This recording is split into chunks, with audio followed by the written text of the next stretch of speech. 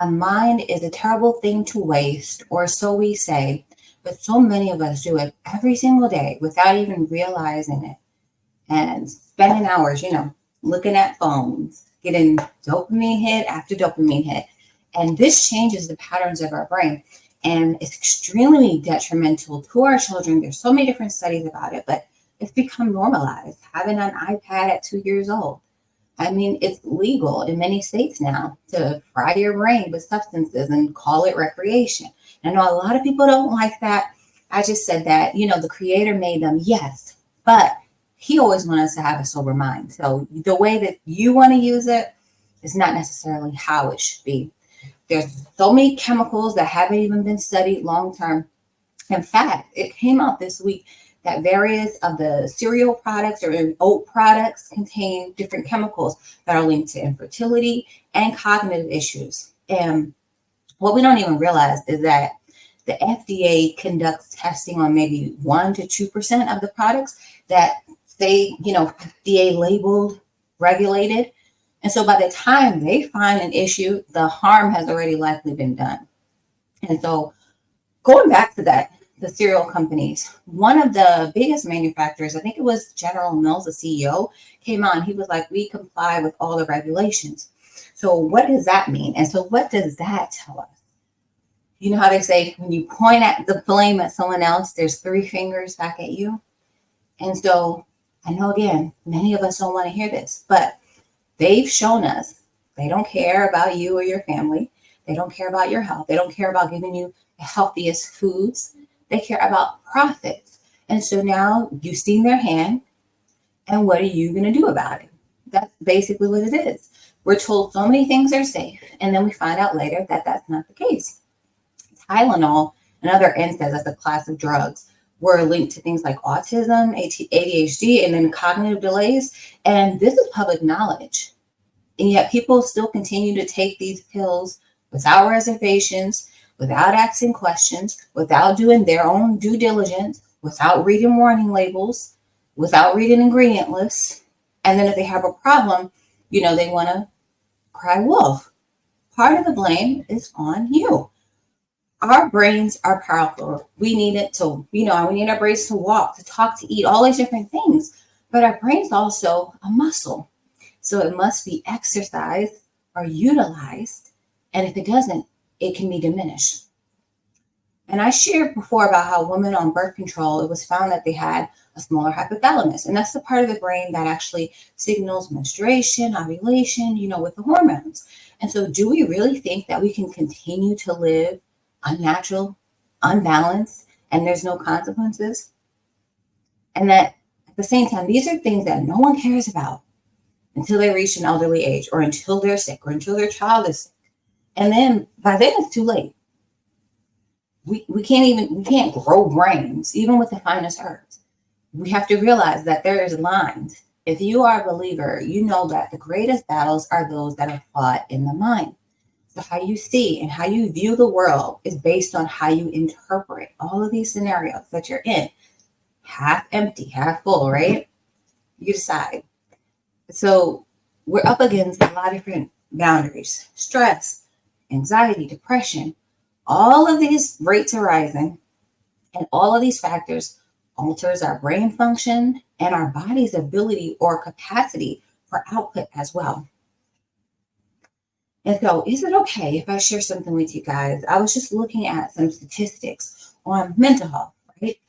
And so it's not even just the stress, the anxiety, all those different things that we go through every single day when we have to go out and, deal with other people in stressful situations. All of that builds up, and all of that weighs on our mind, our mental capacity. But what we don't also think about is the mental illness aspect. We see so many cognitive issues popping up, and I believe that a lot of times it is overdiagnosed or misdiagnosed. Pretty much, when doctors can get monetary incentive for pushing a certain amount of drug or pushing a certain drug over others, then it can always be corrected. Part of the blame, part of the responsibility is on us. And there's just no way to slice it.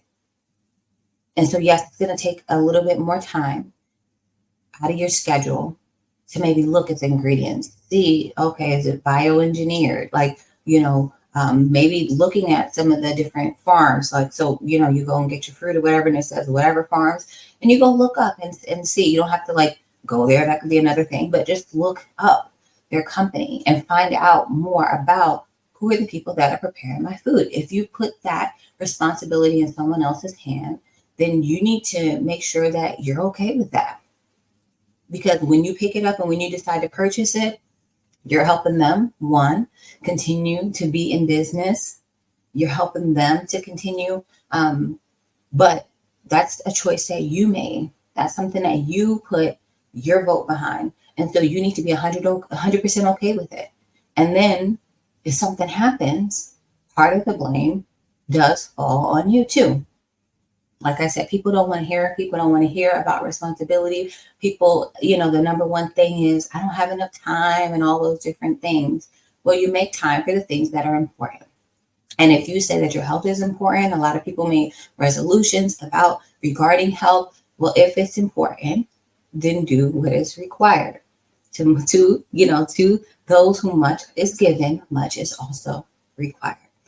So let me go ahead and share. Now, let me preface this by saying I spend so much time sharing so much information, and some of what I feel my best work is often ignored, is often overlooked, is often unappreciated. But I continue to do it because it's important. And one day people will wake up. So one day, even if it's not today, because I realize, like I said, people are always on the phone. And so everything has to be aesthetically pleasing, and everything has to be a whole bunch of words popping up on the screen and colors and stimulating and all that. And I understand that I'm a very relaxed person, the way that I speak. I don't use a lot of slang, I don't curse, I don't do all these different things. And so it may not be as stimulating. But my goal, hopefully, is to stimulate your brain, to get you thinking, and for you to be encouraged to do better with the information that you gather. So for those who do show up, for those who do support, for those who do choose to watch this over something, that doesn't do anything, we retain everything that's put into our bodies, including all of the different images and videos, all the different words that we hear. They're very powerful. So if you don't like the output, think about what the input is and see what that is and see if it aligns with what you're getting, right? So anyway, let me go ahead and share some of these statistics here. I got this information. You can see the little link or the source down below. And I don't remember what MHA, Mental Health Awareness National.org. And this was specifically about Black and African-American communities and mental health. So if you actually just go and put that into Google, you'll find the article, but I'll try to remember to get someone to put that link for me in the bio. Okay, so here's what I thought, some of the things that I thought was important. There's more information in the study or in the article, so you should actually check it out. And I always recommend that you check out articles when I put them in there. Don't just sit and listen. Do some more reading, do some more digging, do your own research as well. I think we've just gotten just so lazy, and we just don't even want to do these things. But anyway, it says Black and African-American people who screen positive for depression self-identify as planning to seek help at higher rates than the general population says that they will seek help. So a lot of Black people say they obviously, from the research, this is what the research is saying, yeah, we say we'll do things and then we don't do it, as opposed to other people say, or other populations say that they will seek help. We say, oh, we're planning. I'll get to that. And so what are the results? Let's see what else. It also says that Black and African-American providers, which are known to give more appropriate and effective care, make up a very small portion of the behavioral health provider workforce. Okay, so that's what we always hear, the percentage of Black doctors or Black whatever kind of provider, it's always much lower. And so we have less options, and we have to go to people that sometimes don't even understand or even want to understand or care for us as much as the other help, what do they say? Behavioral health providers. So, okay, so we already know that. What else? Black and African American people are more likely to experience chronic and persistent rather than episodic, I guess, I hope I pronounced that right, mental health conditions. So whenever we have an ailment, it's always more chronic, it's always more persistent, it's more, there's always more symptoms usually. Okay, what else? Black and African American people living below poverty are twice as likely to report serious psychological distress than those living over 2 times the poverty level. Adult Blacks and African Americans are more likely to have feelings of sadness, hopelessness, and worthlessness than adult whites. Black and African Americans are less likely than white people to die from suicide at all ages. However, teenagers, when it comes to Black and African American teenagers, are more likely to attempt, and I guess I shouldn't say that word because, how things can be, but it's 9.8% versus 6.1%. So that is a big jump there. And then we also have Black and African American people with mental health conditions, specifically those involved in psychosis, are more likely to be in jail or in prison than people of other races. Okay. And I believe this is the last couple of statistics. Black and African American people are more often diagnosed with schizophrenia and less often diagnosed with mood disorders compared to white people with the same symptoms. Additionally, they're offered medication or therapy at lower rates than the general population. I spoke before in numerous videos. I believe when I did a book review on medical apartheid, I talked about specifically how, Black people are still, we are still thought to tolerate pain better. We usually are prescribed less pain medications, or sometimes you may come in for pain and then you will be accused of substance abuse and things like that. So that's still, those statistics are still very much aligned with what we already know. Less than 2% of the American Psychological Association members are Black or African American. So some people think that, they may not be culturally competent enough to treat their specific issues. And so I'm always talking about African herbalism, but so many people are not interested in hearing it. They want to go to the, historically white institutions of herbalism, which is fine, which is your choice. But when you go there, just know that what you're learning may not be culturally competent enough, right?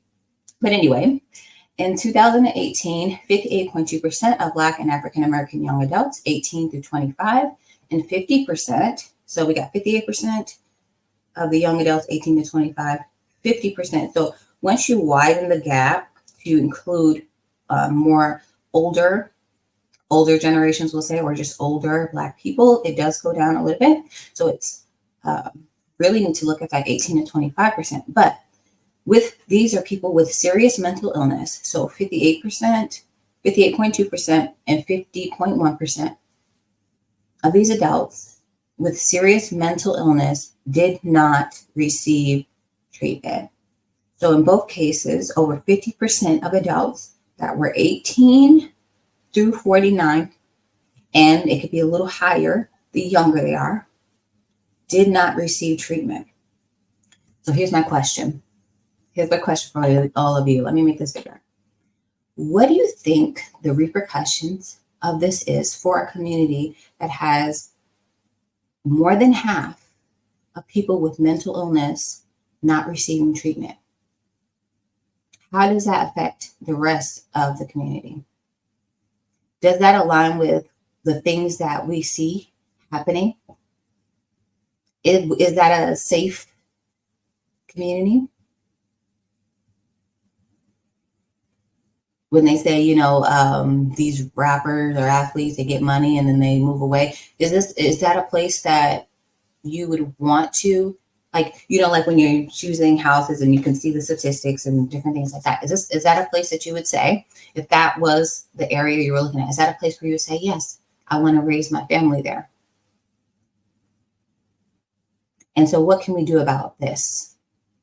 If we see that the care is not culturally competent enough, what is the solution?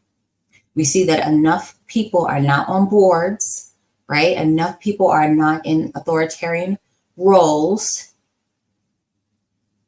We can point fingers and say that they need to do more. We can, continue to bring awareness, which is always great. That's what I'm doing here. We can continue to do awareness, to bring awareness. But what is the solution? Okay, let's go back. I said a lot of people might be upset with what I'm sharing today. Nearly 90%, let me wait for that to go down. Nearly 90% of Black and African American people over the age of 12 with a substance use disorder did not receive treatment. Nearly 90% over the age of 12. And I actually I guess I'm seeing, after I came across this article, I'm seeing why I'm being led the way that I am and why the content that I'm making, all the ideas and everything that I'm sharing just comes from the Father, and he just tells me, gives me little bits and pieces. And I guess I can see why all of this is so important. I just released book 2 of the Practitioner Database, and I went through addictions, and I went because here's what we do with herbalism. Person has a cold and flu. Oh, what can I use for cold and flu? Garlic, ginger, you know the list, right? And you just go and you just pick one. Oh, I have garlic. Let me go ahead and use that. That's how we do herbalism in 2024. That's what we've had actually for decades, but that's how we do for the last couple of decades. That's how we do herbalism. And so what they'll do is they'll say, oh, this herb is used for addiction or whatever, but don't really break down what types of addictions or how it's useful. And so that's what I did in book 2. I went and I did cigarettes here, recreational drugs. I did, this and that and this and that. Caffeine, sugar, all those things which are very addicting, and broke them down. And so now I see 90%. I didn't know, but I'm sharing this with you after I just found this week. 90%, and this is over the age of 12. So this is even older people as well, because we saw that the problems are usually, with mental illness, was more serious for those who are younger. So I would think that maybe if you look 12 through 18, the number might be a little bit higher, but then it's like higher than 90%. So anyway, are you guys as shocked as I am about some of these statistics? Are you guys like feeling like, okay, something needs to be done? I hope so. I hope that I light a fire under you also to do something about it. Because that's the thing we said. We need leaders. We need this. We need that. It's always we need more Black business. We need more Black lawyers. We need more Black doctors. And all of these things are true. But why is it that it's never thought that I need to become XYZ? It's always somebody else needs to do this. Somebody else, when they hear this, they should do something about this. All right. So anyway, all of the segues, as you can see, mental health, emotional health is very important, especially for our community. It is something that hits us. As always, as all the statistics show, it is something that affects us more. It's more debilitating for us. It affects us at a higher rate. What are we going to do about it? Okay, so I'm going to show you what I've done about it. All the different information and resources that I put out there. And hope you take advantage of it if you feel like this is something that you want to help as well, and you want to be able to give people information and to be able to work with people who are struggling with these things, counseling and all those things are wonderful, but we can use all of those different things in a holistic manner, right? So let me go ahead, let me share my screen again. All right, so today is all about strengthening the mind, herbal solutions for our everyday challenges, focused on two crucial systems, the brain and the heart. And these two are probably the most paramount for most people, and also for, Black Americans, African Americans, the Black population in the US. So we're going to talk about the importance of understanding the root causes, the triggers, the symptoms of imbalances. Being able to identify these things are important. Why? Because we always say the first step is the awareness. So we need to have this awareness to understand what's even going on, what's causing it.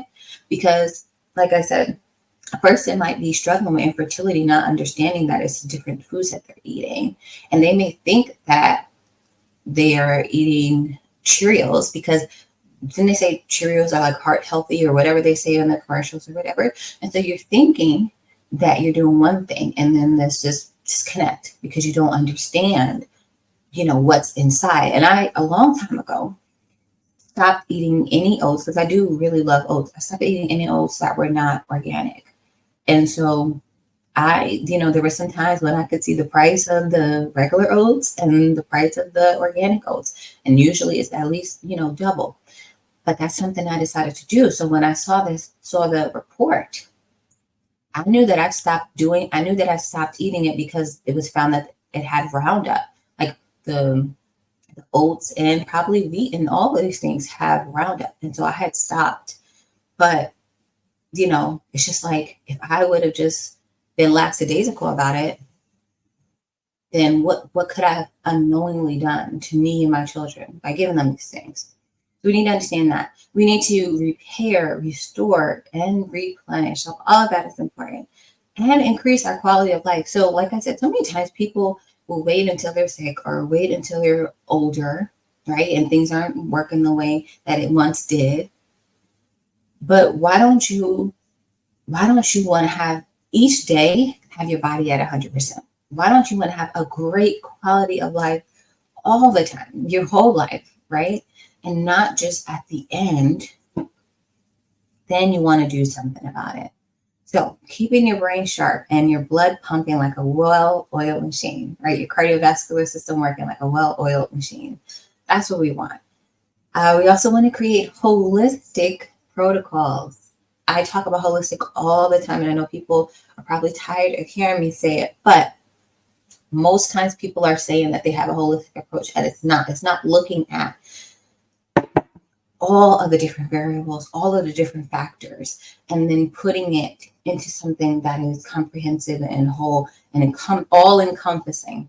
They're not doing that. And so what I have done in all the protocols is address lifestyle changes and alternative methods other than herbal remedies. I'm like really big on that now because so many people think, oh, I don't feel well, I'll just go and take this herb. But there's so many other things that you can do other than just taking something. In African herbalism, what you found in many different sects, tribes, or groups of people, whichever word, or cultures, whatever word you want to use, they use external preparations much more than we use today. Many people just rely on internal preparations. But an important part of herbalism, an important part of healing, holistic health, is also looking at the things that are outside of us as well, because all of that is important. We need to take all of that into account. All right. So I talked about having this collection, this new series, the practitioner database. This is actually book 3, and I don't know when book 3 is coming out. I'm actually working on book 4, and I don't know how many books there will be. So many times the Father gives things and he doesn't tell me everything, and I guess that's for the best. But he gives everything that I need when I'm in it. There'll probably be 4, there might be 5. 5 is a good number. We'll see. So this is a breakdown of all of the different chapters, and I'll break down the importance of them and what's inside of them. So you can end, like, even if you don't get the book or whatever, the book is just like done for you. So you can take all this information, take notes, and go do the work, the due diligence on your own. And I'm perfectly fine with that. And I'm sharing so much, for you to be able to do that. Okay. So don't just be like, oh, she's showing her book or whatever. You don't have to purchase it. I'm giving all of this information. All you have to do is soak it in and listen. Okay. All right. So I start with the herbs for the nervous system. And the reason why I thought this is important is because I don't just want to get into, which is, again, what a lot of people want to do. They want to just get straight to the ailment or get straight to the herbs. We need to understand what our nervous system is. What are the components of it? What are the functions? And so I love to learn all the different fun facts and all those lesser known facts about the body.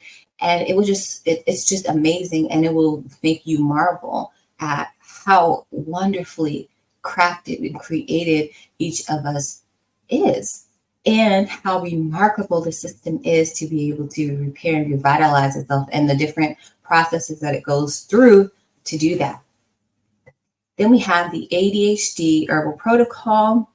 We have the anxiety protocol, depression protocol. And then this actually came, and this is how the Father always works. He always just gives things. Sometimes when I think the book is done, so each of the books actually, as we go through the collection, get bigger and bigger. So this one came, this was the last one. And I thought, oh, that is perfect too, to go in here, especially as I'm talking about anxiety, depression, talk about insomnia. A lot of people are struggling to get sleep, and the lack of sleep causes so many other things.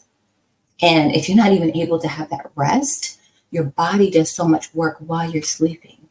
And so if you're not even able to capitalize on that, you really put yourself at a disadvantage. Migraines and epilepsy and seizures. And then there's other herbs that I didn't really mention in some of these protocols. So I just gave some other allies, as we call them, that I thought were important to mention. And then I did the same thing. This book is all about the brain and the blood. So then we go into the cardiovascular system. So that's the system of cardio and the vascular. So the veins and the heart, I guess I could say. But our circulatory system is also called as well, helping the blood and oxygen to be able to circulate. The oxygen through the blood. But anyway, the same way, broke down what are the different functions, what are the different components, and understanding what the system is and what it needs, what it wants, the best foods, all of those different things. I also have recipes in here as well. Sometimes I have client profiles, which are basically like, it gives you a specific person, like who is this for, what are they struggling with, and what might the approach be for them. Talk about anemia and iron deficiency. That's a big one. High blood pressure, a really big one. And also about how to take your blood pressure at home. A lot of people don't know that, especially if you go to the doctor one time and they say that your blood pressure is elevated, or they, before they say that you need to be on something. Maybe it might be good to get yourself a blood pressure monitor, start taking your blood pressure at home so you can stay on top of it. A lot of times I feel like, why do we go to the doctor, maybe 2 times a year, whatever? Part of it to me is the fact that they need to stay in business and to continue to make money. The other part of it is because people, again, don't do the due diligence to learn about their body, to understand the different, like I said, triggers or symptoms and all those different things. So they don't know how to interpret these things to know that things are going wrong. But a lot of times people also go for different things, like to go check their blood pressure. Like sometimes I work with clients and, blood pressure is an issue. So then they would, go to the doctor to get their blood pressure checked. But, I let them know, you can also take it at home. You might just want to take it twice or whatever, just to make sure. But a lot of people don't even realize that you can do a lot of different things at home. So yes, stroke, very important. Then I talk about other cardiovascular system allies as well. Great. So the herbs for the nervous system and the cardiovascular system, this is what it looks like. And it is actually from Herbalistic Healing. But what I wanted to do is to be able to make sure that you still have this information, just in case you don't have that book, that you still have this information on the systems that we're focusing on, because it's really important. So this is an example of what it actually looks like inside of the book. The ADHD protocol. And so what I did in the beginning of the chapter, you can see the different bullet points of the things that I'm going to be focusing on, or the different sections that you'll find in that chapter. So we have the overview of it. So I like to give the statistics, the age of diagnosis, the symptoms, and how it, the presentation, like how it presents itself. Then we'll talk about the herbs. We have practical strategies for daily support, different herbal preparations that I share, recipes, and then additional considerations as well. Okay, so this is for ADHD or ADD, or just for those who really have trouble focusing. I do, as I said before, I do feel like it is overdiagnosed, especially in Black males or in boys, but especially in Black boys. And the reason why is because in the school system, the way it's set up for a certain personality type and a certain learning type. So if you don't fit into that box, then there must be something wrong with you. And so that's how a lot of times you'll see all of those different, you'll see this diagnosis of they need something to be calmed down. And is the information engaging enough? Is the teaching style engaging enough? Does it work for them? All of those are things, that's never the thought. It's always that something's wrong with you, and not, like I said, the authoritarian figure or the system or anything like that. So, and children are not just meant to be sat in a chair, for hours and hours and hours, and only, speak when they raise their hand, and, really just looking at a board, not really being visually stimulated, not working with their hands. So we can get into it, and I'm not going to get into it, but that is that, and that's included in the depression protocol, the anxiety protocol. Then we also have what is called the Wheel of Life, and it just basically is an exercise to really kind of pinpoint the different areas of our life and see where it is that we really feel like we're unhappy, where we really need to focus on, where we really need to put more of our attention. And so it really can help you see, like, where's most of your stress, where's most of your anxiety and stuff come from. And it's just really an internal exercise. I really feel like things like journaling and self-reflection, just even time to just sit quietly outside, take in nature and just think and hear yourself think, and be able to, it's just really powerful and healing as well. So that is an exercise that I have in here as well. And then we have the trauma and grief protocol. So I talk about herbal remedies. I talk about flower essences. Now, the thing about flower essences, which probably turned me off too, is a lot of the flower essences that you see referenced are ones where it's like those herbs are not the common ones that you'll probably grow as an herbalist. A lot of times they may be more flowers, which I have nothing against, growing flowers or whatever. And sometimes they just may be things that are harder to find. And so I made sure that I included flower essences that were of plants that you probably do have and can utilize, and ones that you probably wouldn't have even thought about. Also, how to make a flower essence as well, holistic practices. And then I always like to give, in a lot of different sections, information about seeking help. So I do that also for depression as well. So like if you want to seek support, certain websites or different organizations that are helpful as well, I do reference them. All right. But, as I mentioned in this little section, grief is a natural reaction. It's something that we're all going to feel at some point. And so it's not necessarily that we can't feel these emotions, but how to manage them in a way that's healthy for the individual. Okay, and then also with dealing with trauma, how we can use herbs, both internally, but also different practices that we can do, mindfulness, things like that, that you can do as well. Really important. So thank you for that suggestion. And then we also have the insomnia, as I talked about. And some of the things that I talk about is understanding the different nuances of the insomnia is important. The lifestyle adjustments, different sleep patterns that you can do, or different routines that you can do. So all about the causes, the symptoms of managing insomnia, the recipes, also sleep pillow. Again, like I said, it's not always just about taking a tea or a tincture before bed. There's other things that you can do. So I share about that. And then I have different herbal profiles, which are just the different herbs and herbal remedies. Okay.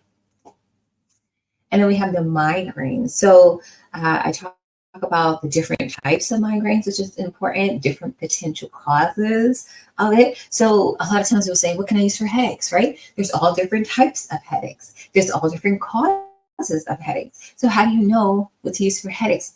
And I get a lot of these questions. I went to the doctor and I found out this. What can I use? What can you recommend for me?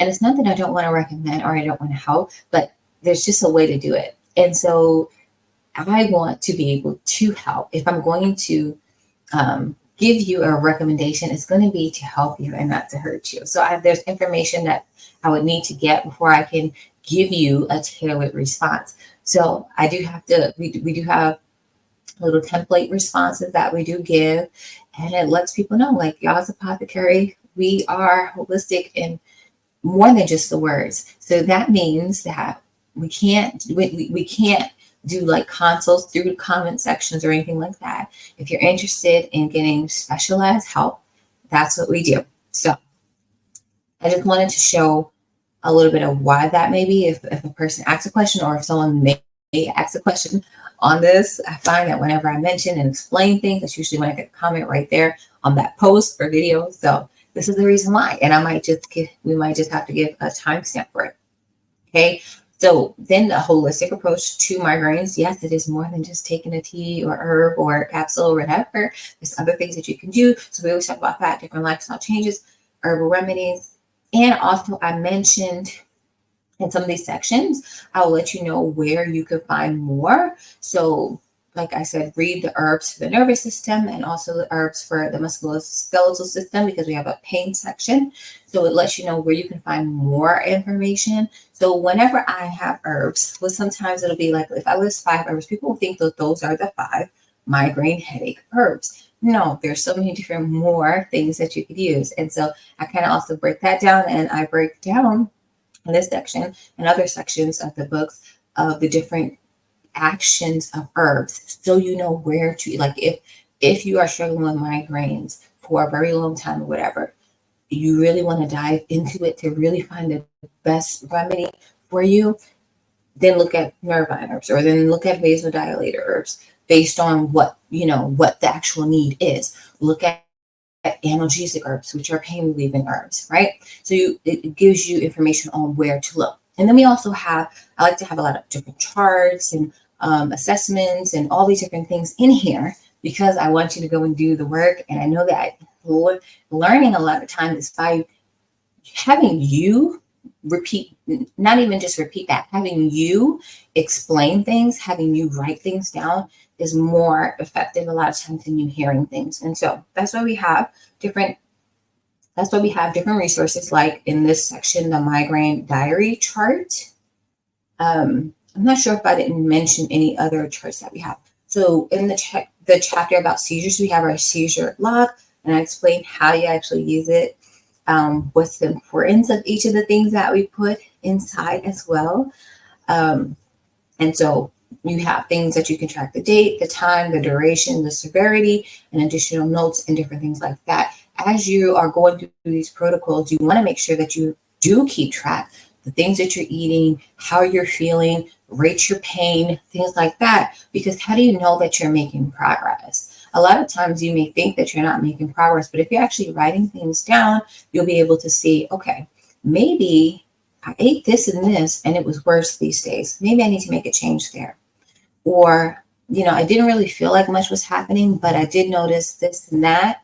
And so it is a clarity moment. And like I said, if you don't have the book, right? You can still do all of these different tips and things that I'm sharing. So please understand the importance of me going through this information, sitting here for, who knows, 30 minutes or more at this point, 40 minutes or whatever. So like I said, you don't have to get the book, but do this for yourself and it will be helpful. All right, and then we have a section on high blood pressure. So of course, we have the blood pressure monitor log. This is very important and very clear. Blood pressure. Again, you can write down the different foods or different things that you're doing. And we also give you some important considerations on when the best time is to take your blood pressure. Is it after you eat? Is it first when you first wake up? And so we, again, give you all of this information so that you can be just as informed about the process as your doctors as well. So we have the diastolic, the systolic, and then also the pulse rate that you can put on your log. Okay, and then we have the stroke management protocol as well.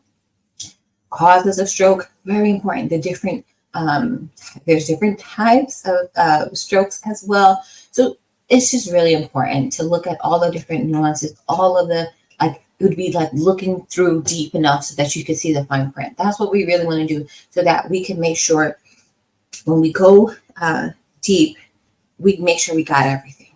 We looked at all angles from all perspectives and we made sure that it was well-rounded, 360 degrees, right? All right, so we have herbal profiles, we have the lifestyle changes, we have the Be Fast acronym, very important for if a person's having a stroke, the different symptoms, and that if you see them, then to be fast and to get help, and different recipes as well. All right, and that is the last one. So I pray that all this information was really helpful for you, that you have a lot of things to think about. And another things that I said, those are things that do impact our community, maybe my YouTube community. So if you have a relative that's struggling, that the resources that you can use, or you also know the different things that you can look at to be able to help them. Okay, so let me know if this was helpful. If it was, go ahead and leave a comment. Let me know what your aha moment was, if you learned something, and I will see you guys in the next one. Bye.